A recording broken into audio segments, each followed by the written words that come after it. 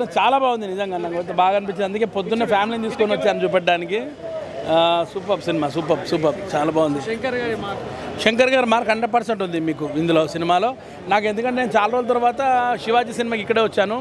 అప్పుడు ఆ రోజు చూసినప్పుడు నాకు ఏ ఫీలింగ్ ఉందో ఇవాళ మళ్ళీ అదే ఫీలింగ్ తోటి బయటకు వస్తున్నా. శంకర్ గారి సినిమాని చూసిన ఇది కదా శంకర్ గారు ఫస్ట్ సీనే మీకు శంకర్ గారు మొత్తం ఆయన ఏంటనేది చూపెట్టేస్తారు. ఫస్ట్ షాట్ మీకు ఏదైతే ఆ లుంగీ షాట్ ఉంటుందో అది ఎక్స్ట్రాడినరీ, అసలు గూస్ బంప్స్ వస్తాయి ఆ లుంగీ షాట్.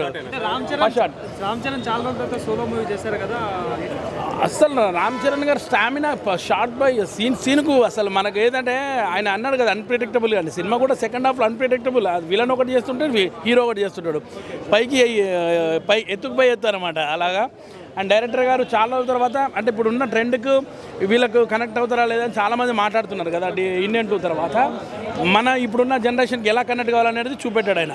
ఎంతైనా శంకర్ గారు ఆయనని దించే మాట లేదు. అయితే ఇప్పుడు కాదు, నంబర్ 1 డైరెక్టర్ శంకర్ గారే ఇండియాలో. తర్వాత ఇప్పుడు వస్తున్న జనరేషన్ మ్యాచ్ కావాలి కాబట్టి ఈ సినిమా అలా మ్యాచ్ అయింది పక్క.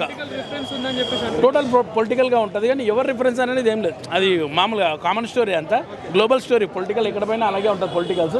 సో ఈ సినిమా కూడా పొలిటికల్గా బాగా చూపెట్టారు. మ్యూజిక్ బీజిఎం చాలా బాగుంటుంది. అప్పన్న క్యారెక్టర్ సెకండ్ హాఫ్లో మన రంగస్థలం రామ్ చరణ్ గారు కనబడతారు అందులో, కానీ అది కూడా బాగుంటుంది మంచి ఎమోషన్స్ తోటి. అండ్ ఈ క్యారెక్టర్ అయితే సూపర్ అనుకోవాలి. ఇదైతే ఈ జనరేషన్ 2 క్యారెక్టర్స్, ఈ మన కలెక్టర్ గారు ఒకటి అండ్ పాత flash back character. Sankranti block buster hit కాదు, అది block buster cinema, game changer. అంత గేమ్ చేంజ్ చేసేస్తుంది మొత్తం. జై రామ్ చరణ్. చాలా మంది చెప్తారు వాళ్ళకి ఏం పనిపాటు ఉండదు.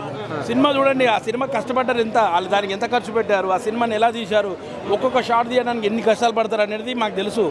అట్లా ఊరికే చేసి అట్లా చెప్పడం కాదు. సినిమాని చూసి నిజంగా నచ్చింది లేకులే కానీ ఊరికే మాట్లాడదు.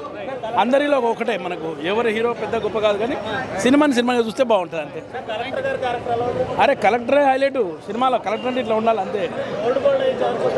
ఏమండి